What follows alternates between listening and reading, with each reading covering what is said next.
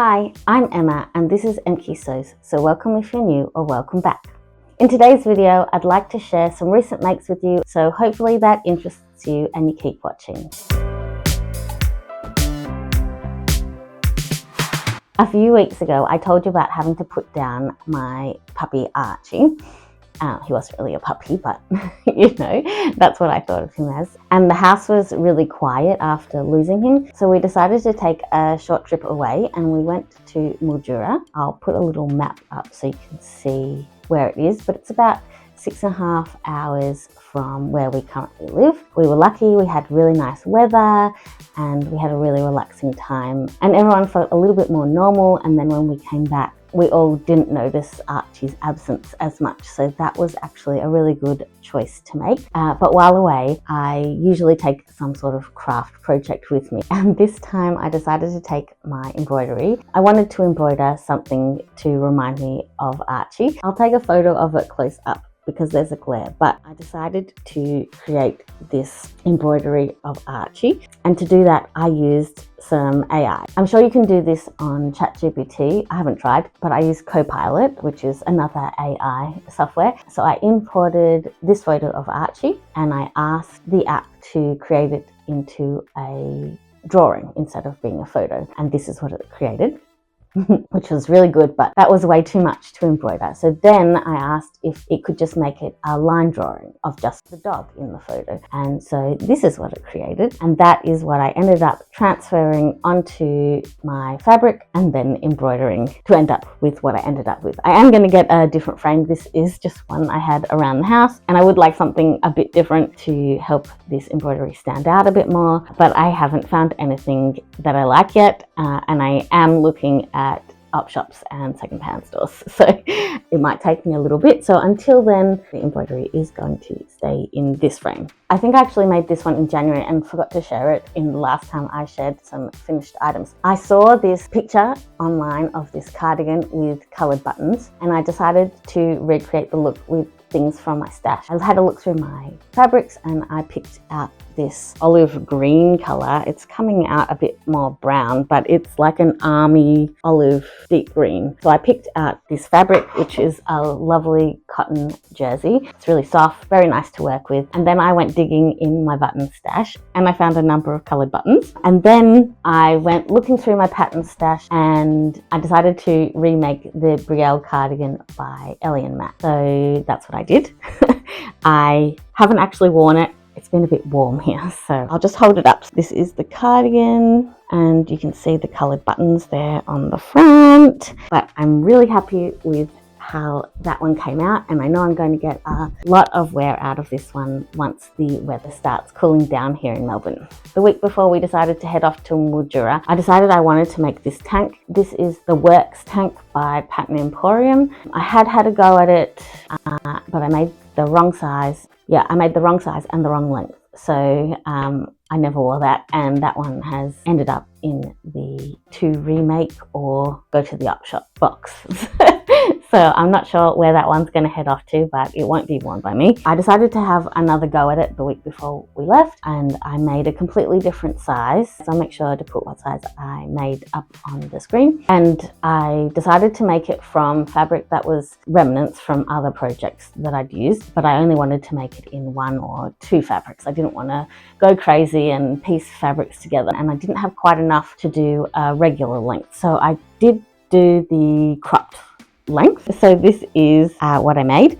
You can see that I've used a contrasting fabric for the binding on the arms and the neckline, and you can see this pattern has ruching on the sides. I wanted to wear this one with skirts, so I have a couple of denim skirts. The denim skirts I made from pairs of jeans from the op shop and made them into skirts, so I wanted to wear it with that, and I also wanted to wear it with the Holyoke skirt that I'd made. But in the end I didn't have enough room to pack our skirts as well as everything else, so I didn't end up taking it. Now that I've shared it with you, it can go into my wardrobe and I'll get some regular use out of it. Next, it's a friend's birthday today actually, and she's just started enjoying sewing, So for her birthday, I decided to buy her a bunch of little sewing things, and I made a little pouch. I'll put some pictures up because I've already given her the gift, but I made her a pouch, and I made her a lanyard to put an unpicker on, and I made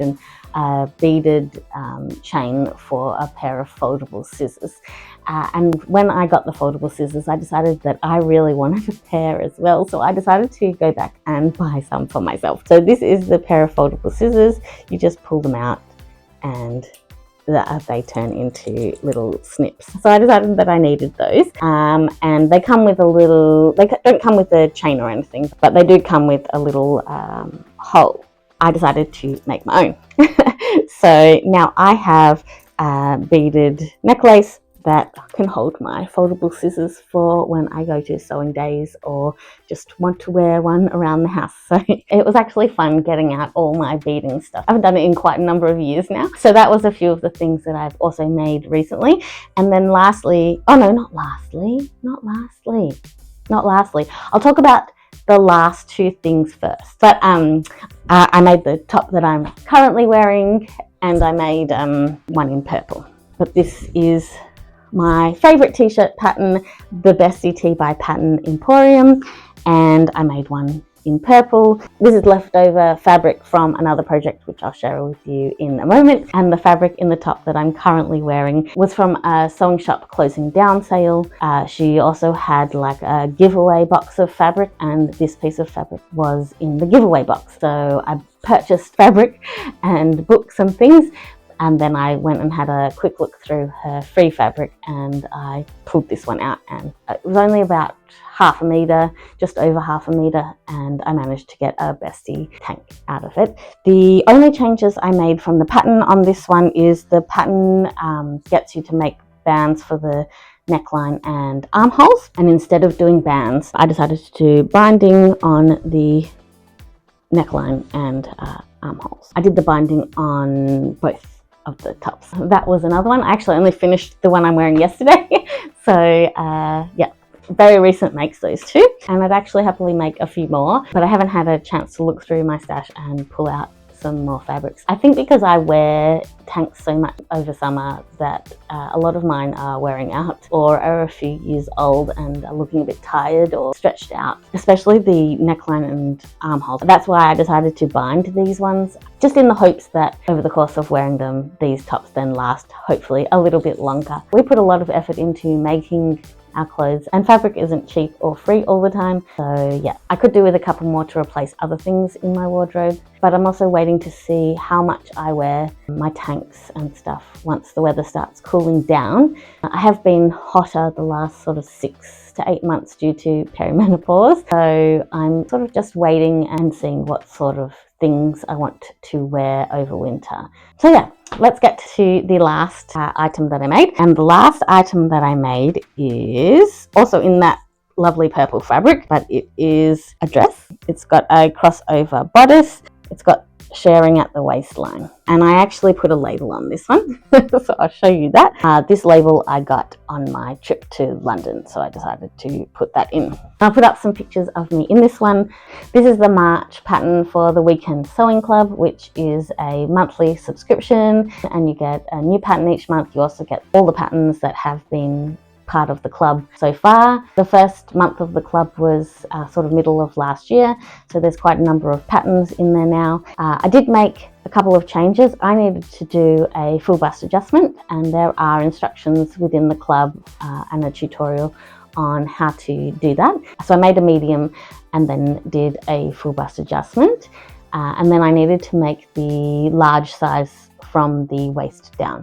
But when I did the full bust adjustment, you get quite a bit of extra fabric in the bodice, just sort of under your bust, and to make the bodice fit correctly to the skirt, I did have to gather just that extra section. So this tiny section was gathered, and it ends up under the bust and makes the bodice sit perfectly. So that's a great pattern. I do have a discount code off your first month if you decide to join the Weekend Sewing Club. So I'll leave the details of that discount and the code down in the description if you're interested in joining us. We do live sessions. There's currently 2 live sessions a month. One is run by Sarah from My Handmade Wardrobe, who runs the Weekend Sewing Club, and the other is run by Sam from Sew Let's Sparkle with Sam. And you can get lots of help in the Facebook group as well if you get stuck. Generally, I've found all of the patterns in the Weekend Sewing Club quite easy and straightforward to follow,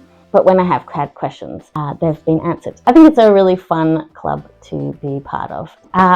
The other thing that I changed in that pattern, so you can do it as a knee length or a full length dress, and I decided to lengthen the skirt by about 2 inches, and then I decided to add side slits to the skirt, and I'm really happy with that. We're going on a tropical holiday later in the year, and I might actually make another one. I think that's it. So I hope you've enjoyed today's video. If you did, I'd love to hear from you in the comments. What have you been making recently? Don't forget to like and subscribe because it really helps my channel grow. But that's it from me. I hope you have a creative day, and I'll see you next time. Bye.